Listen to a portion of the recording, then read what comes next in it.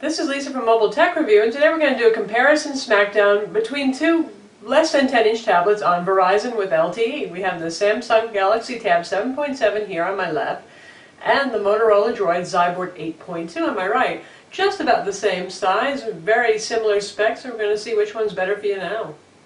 So here we have two LTE Android tablets available now on Verizon. This is the Samsung Galaxy Tab 7.7, which means 7.7-inch display. And this is the Motorola XYBoard 8.2, actually Droid XYBoard. If you get the Verizon version, it has Droid in the name. You can also buy it just direct from Motorola with Wi-Fi only, and then it's just the Motorola XYBoard. But we're looking at the two Verizon versions now for you Verizon customers who need data anywhere, fast data at that. They both have LTE 4G plus 3G EVDO Rev-A. And the XYBoard has something a little special here. It's actually a world device. It got a little software update over the air. And voila, it can now do GSM too. So for those people who travel overseas to the lands, say, of Europe, Asia, where GSM is pretty popular, that can be useful for you. Samsung Galaxy Tab 7.7 is a straight CDMA device with LTE for use in Verizon in the United States. Both are relatively compact. The XYBoard weighs 2 ounces more than the Tab 7.7. This is 12 ounces, this is about 14 ounces, so pretty close in weight, but the XYBoard is a little bit heavier, and it should be because it also has about half-inch larger display there. Now we're not going to go into every feature in detail for these two devices because you can watch our video reviews of each of these individually, but just to give you a quick recap of the features, both have 1280 by 800 pixels displays, and the Samsung is, well, it's typical Samsung. It's very thin, it's very light, and attractive, and happily they've finally left those kind of cheesy plastics behind, and now we have brushed aluminum back here. Plastic caps on the top and bottom so that it doesn't interfere with antenna reception. But other than that, it's definitely got a nice look to it. So if you're looking for the ultimate pocketable, portable tablet, well, this guy certainly is. Motorola XYBoard is pretty slim too, but not quite as slim.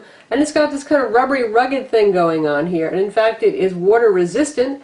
Motorola has been marketing that fact more heavily now that the Pantech Element has come out. That's your water resistant tablet and AT&T. So you've got rubber here, you've got metal here, water resistant nano coating, and Gorilla Glass up front. Samsung doesn't say they use Gorilla Glass on the 7.7, which they do on their other tablets mentioned, so we assume that it actually doesn't, but we don't know for sure.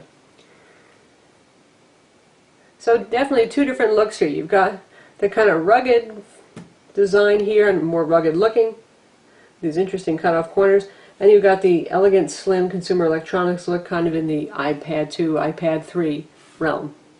The Samsung is going to cost you more money on or off contract.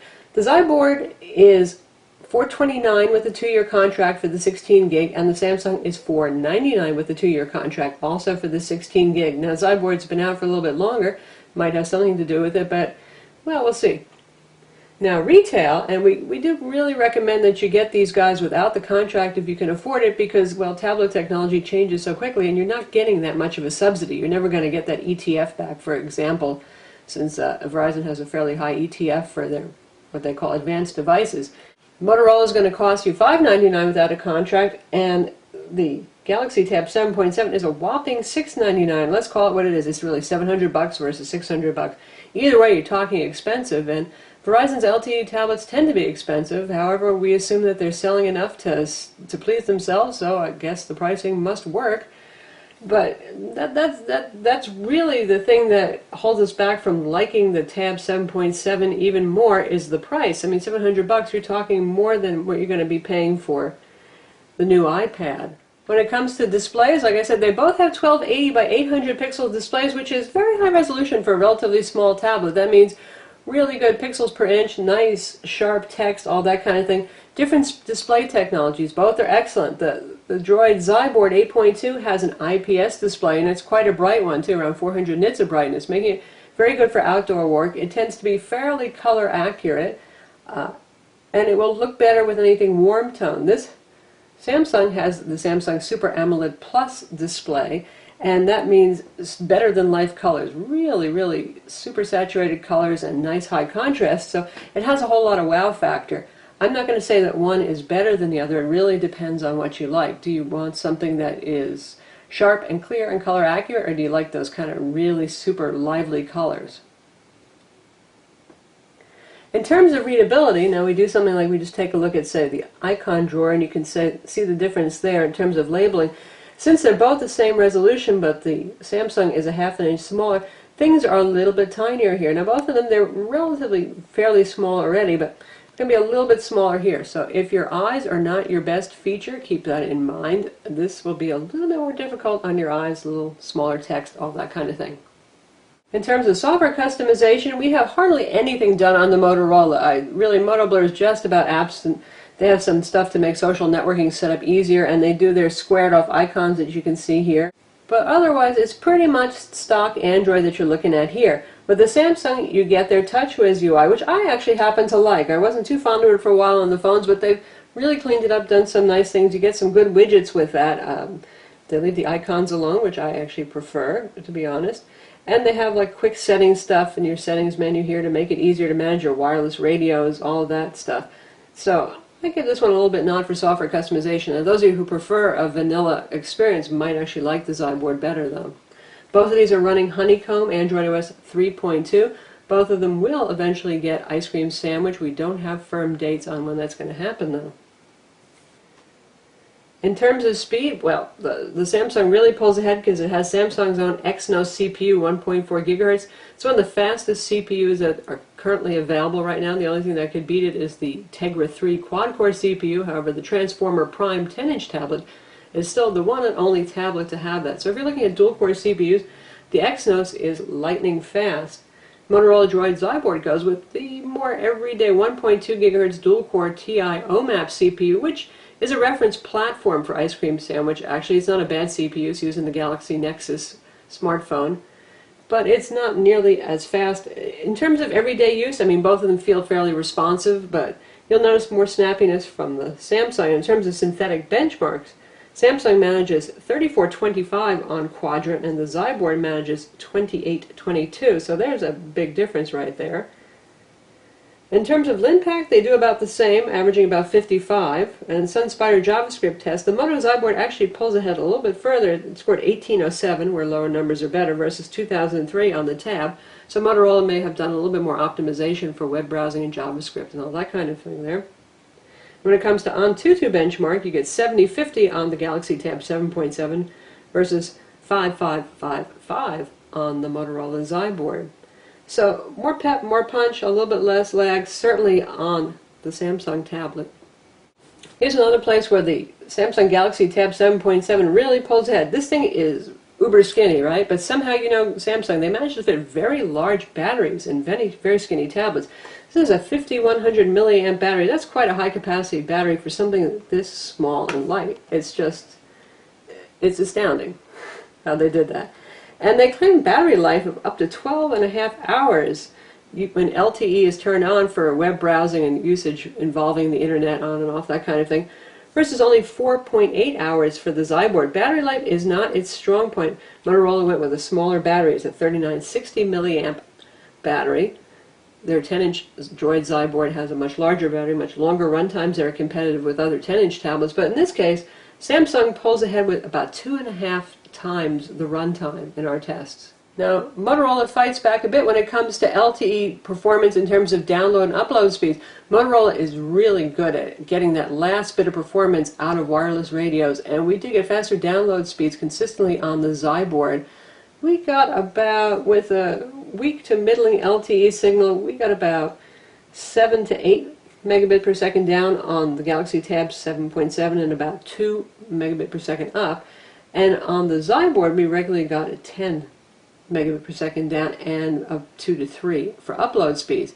Now, if you get them both in a stronger signal area, really good LTE signal, the XYBoard will still pull in higher numbers.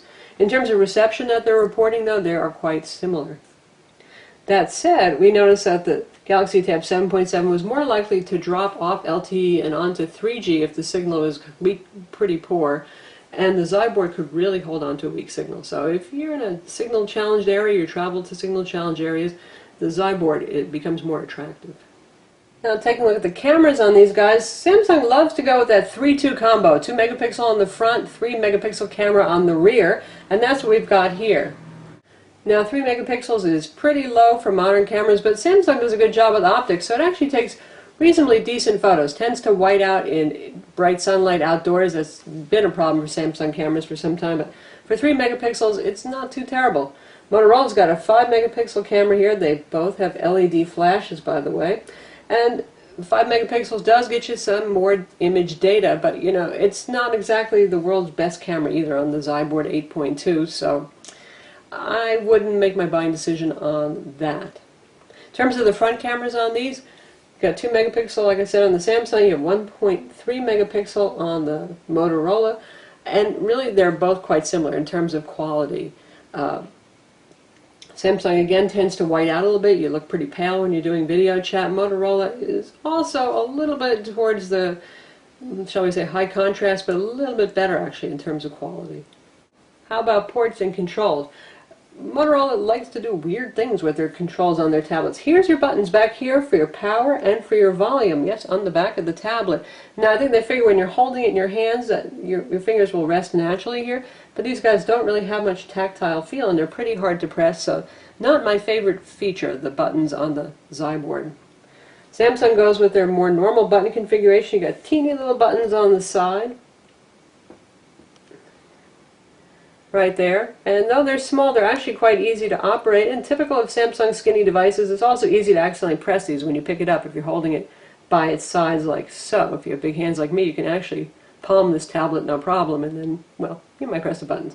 But still, these are easier to see when you're actually using the tablet facing you, easier to use. As we look around at ports, who would think that Samsung could actually win the battle here?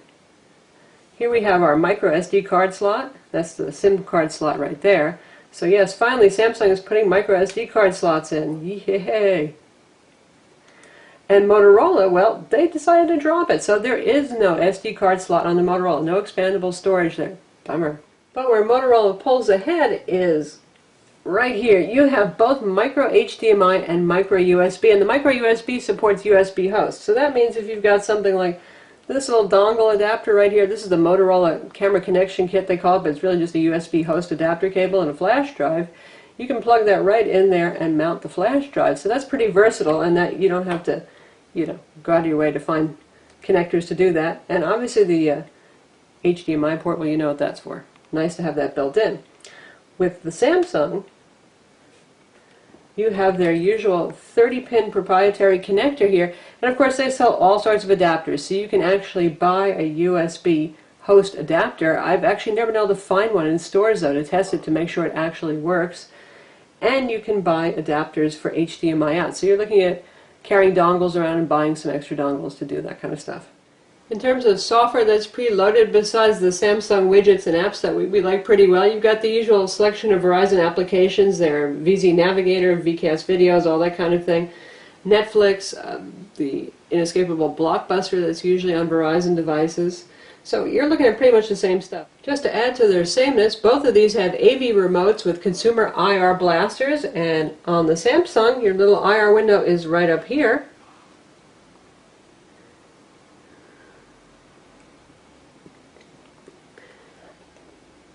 And on the Motorola, the IR window is up here. So you're going to be holding it in portrait mode when you use that AV remote software.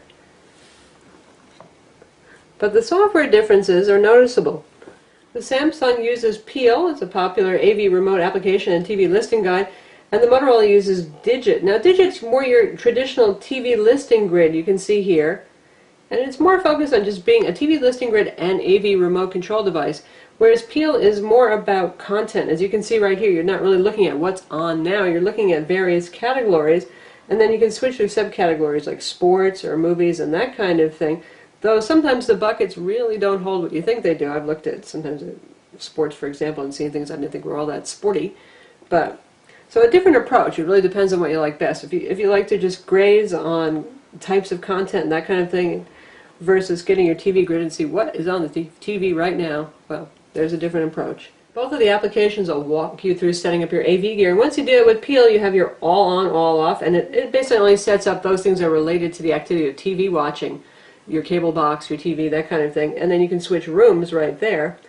And with Digit, like I said, it's a little bit more device-centric. So you've got a device selector here, and you can cycle through, and you get remote controls for all sorts of devices there. So again, it's a matter of personal preference. I kind of like this. It's really geared towards controlling my devices and showing me what's on my particular TV grid right now versus something that's kind of presenting this marketed content-centric stuff here. How do these guys look side by side? Well, here you go. Obviously, XYBoard's a little bit thicker, but not usually so, really. A little bit bigger footprint because it has that bigger screen. So that's the Motorola Droid XYBoard 8.2 versus the Samsung Galaxy Tab 7.7. They both have their good features. The Motorola is more rugged, it's water resistant, and it has GSM world roaming capabilities. Whereas the Galaxy Tab 7.7 has that Super AMOLED Plus display. Now, like, as I said, IPS is also pretty nice on the Motorola, but I think a lot of people really like that Super AMOLED saturation. This is the first Super AMOLED Plus tablet display. And the Samsung is faster, no way around it. That Samsung is still looking darn attractive given its much longer battery life. But again, the Motorola fights back with a little bit faster 4G LTE data speeds, and it also costs less money. It's $100 less as a retail purchase and $70 less on contract. So that's our comparison smackdown of two pretty nice tablets available on Verizon. Both kind of pricey, but hey, if you need that fast Verizon data anywhere and you want a tablet that is somewhat pocketable, you can't go wrong with either one. I'm Lisa from Mobile Tech Review. Don't forget to watch our video review of each of these tablets and read our full written review of each of these tablets.